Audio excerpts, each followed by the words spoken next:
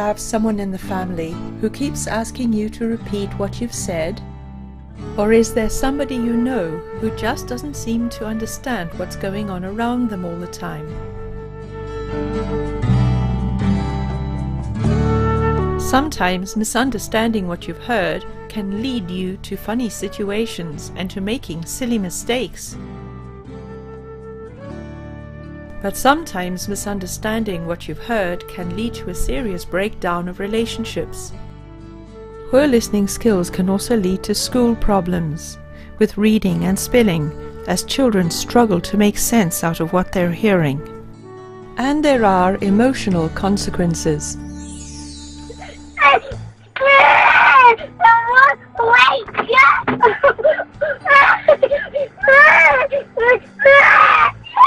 There are many ways in which listening problems can upset a child's progress. In the early days, when the term autism was first used, it was said to be due to poor parenting, particularly by the mother, and the term refrigerator mother became widely used in medical and psychiatric circles. Dr. Bernard Rimland, a parent and a research psychologist, published his research in this book, in which he demonstrated that autism was due to brain differences and not emotional problems. Their brain is impaired in such a way that they really can't make much sense out of the world. They can't make much sense of what people do or what people say.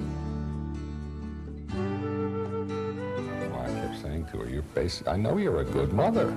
You adore this kid. So it has nothing to do with how we act with the child. It's not the environment. Annabelle wrote a book of her experiences with her autistic daughter, Georgie. When she was a month old and hadn't smiled or held my finger or snuggled in any way, there was just no relationship possible with this baby because there was nothing coming back from her. Within all the difficulties of autism, there was one doctor who understood the key role of auditory problems. Dr. Guy Berard, age 77, a specialist who has spent his entire life and career in France. He too had fought his own battle with hearing disorders. A fellow doctor once diagnosed him with progressive deafness. I asked him, what should I do? He told me nothing. You are half deaf. In 5 years, you will be completely deaf, and that's all. No treatment, no treatment. Refusing to accept that there was no treatment, Dr. Berard decided to treat himself with a set of headphones and music.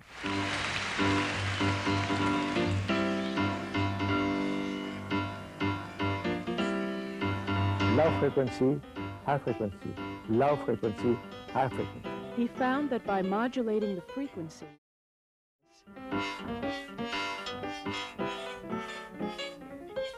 he could exercise the entire auditory system, effectively retraining how a patient hears. This is the normal hearing. This is an abnormal hearing. A perfect graphic is a straight line. The straight line means that you can hear all the sound with the same intensity if I send you this sound on the same intensity. Dr. Berard pointed out that audiologists who only test every second frequency tend to miss the distortions that are visible taken the hearing as a whole.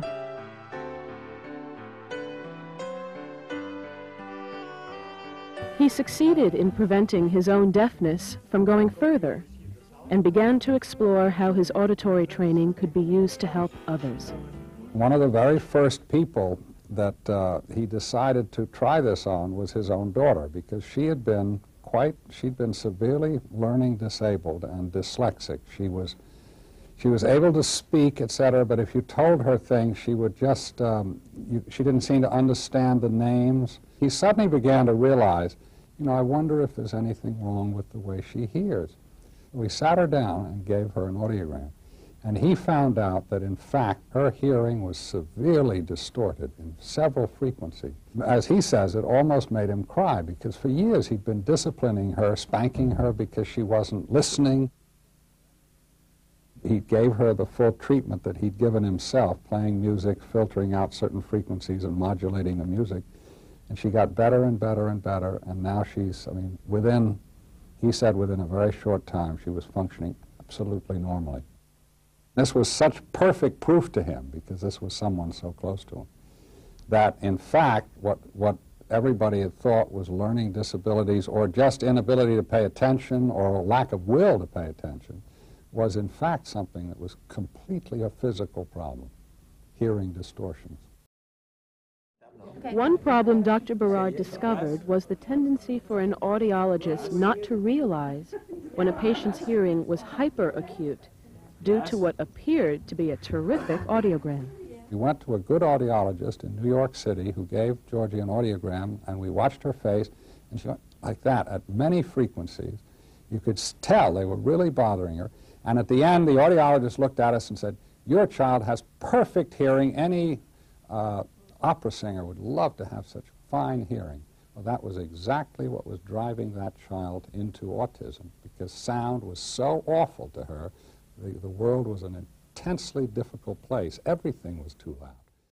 Painful hearing, no matter what the cause, has emotional as well as physical repercussions. As a result, some people, especially children, learn how to block their hearing. At the moment you had a painful hearing. As you were afraid by this painful hearing, you have blocked completely your ossicle, you have blocked your hearing. You are afraid that something could be painful, you blocked. When you could not do that, it was blocked into your ear. Imagine hearing so well that common sounds are unbearable. Voices, everyday noise.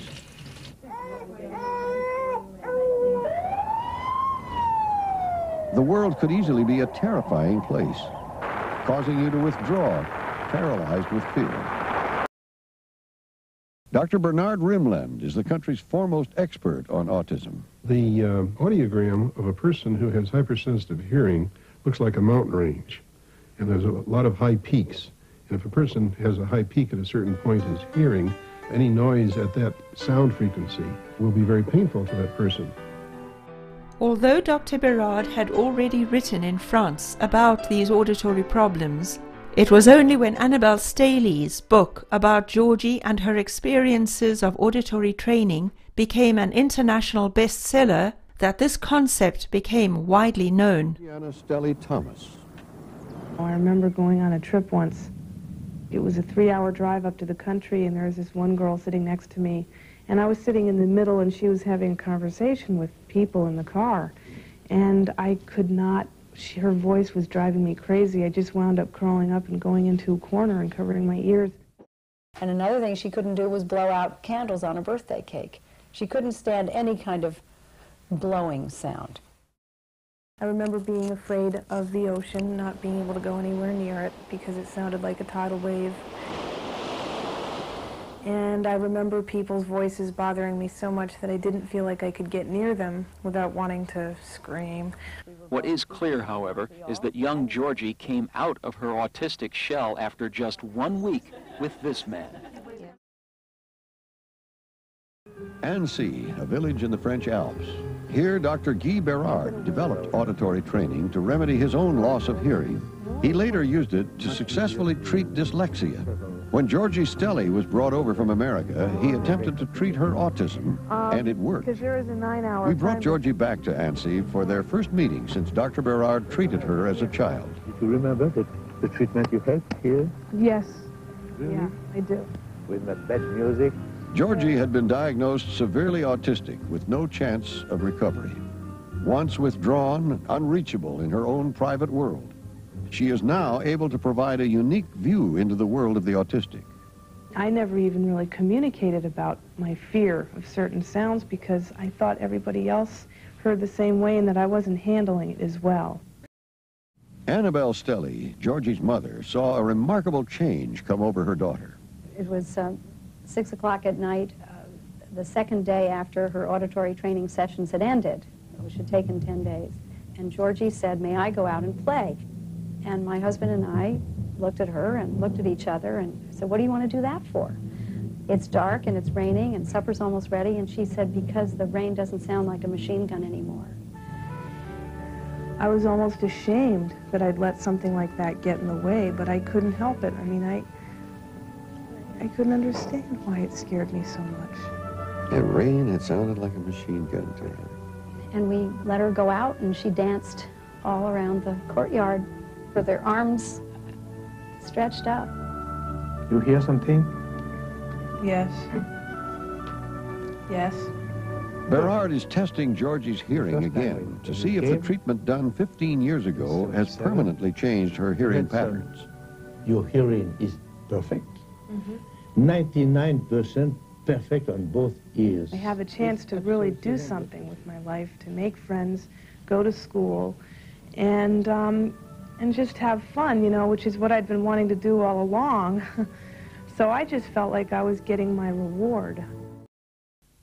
For the first time in my life, I wanted to get to know other people. I wanted to know more about the world. I became much more sociable. I wanted to make friends.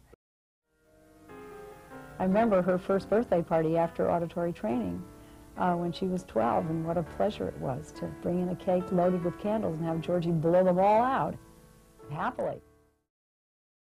Today, Georgie Stehli is still challenged by some symptoms of autism, but she's married, lives in Oregon, and graduated from college with academic honors. Georgie credits Dr. Berard's treatment with alleviating the hypersensitivity to noise that made her withdraw from so much. To me, he's a hero, and I love the guy. I think he's great. I think he's a genius. The potential for this treatment is vast, and we hope to see it spread into every school system, every mental hospital, everywhere where people are suffering from these diseases or these disorders for which there really has been no solution up till now. Nobody's known what to do in many cases. We believe this could perhaps lower the number of people in special ed by a very high percentage in years to come. No one knows exactly how auditory integration training works or why its results seem to be permanent. The work is only beginning, and the research is still in its infancy. But there's no questioning the results. In his lifetime, Dr. Berard trained many practitioners from all around the world in his method. He also appointed practitioner trainers to carry on the training and to ensure that children in difficulty would continue to receive this help